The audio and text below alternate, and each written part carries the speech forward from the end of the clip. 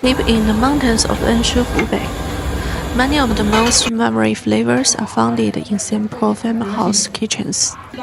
There are no fancy decorations or complicated techniques here. A meal is created for familiar local ingredients and the cooking traditions passed down through generations.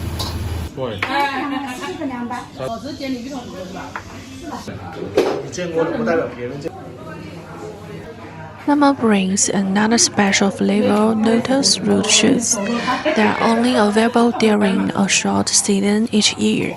Young vegetables and eggs, the rivers and fields also provide important ingredients for local families. Rice field ear and farm-raised beef are traditional parts of the local table. Raised slowly over time, they preserve a more natural flavor. The table also includes fried lotus root, homemade tofu. The table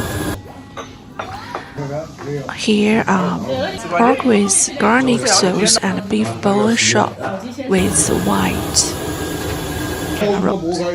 For local people, the meaning of farmhouse food is not about complicated recipes. It is about fresh ingredients and the feeling of sharing a meal together.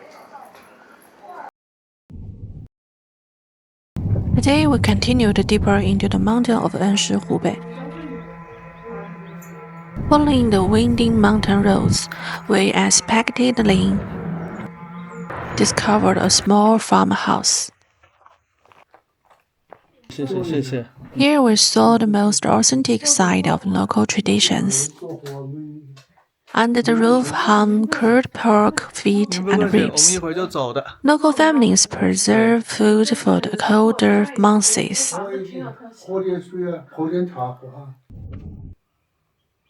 This is a very simple home. A few chairs, a small table, and an old television make up most of the room. The farmer carefully arranged his clothes along the wall. No necessary decorations here. But the most unique thing in this room is the large round table. Underneath the table is a wooden burning stove. During winter, firewood is added below the warming table. It may look like an ordinary dining table, but it carries a special wisdom from mountain life. 看一下，你这柴都是弄到哪去的呀？啊，这些柴火啊，都是运到上面去的。我自己收的。While talking with the farmer, we learned that his house was assigned to local families many years ago. Two households once lived there. Today, the other couple was away visiting relatives, leaving him alone in the mountains. He warmly invited us inside and shared stories about his life. 哟，下雨了。哦。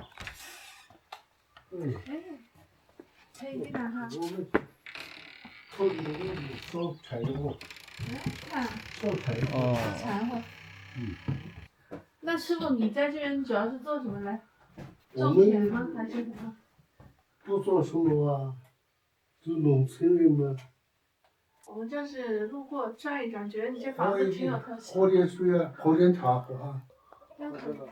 This house is not only his home, but also a place where he stores his tools and continues his daily work. In these remote mountains, meeting strangers is not something that happens often. That is why our visit brought him so much joy. 他个子比你还高了。我说你比我都还高啊。啊。是的。对，是的，是高着。是的，高一点点。高一点。高一点点。他你都比我高啊。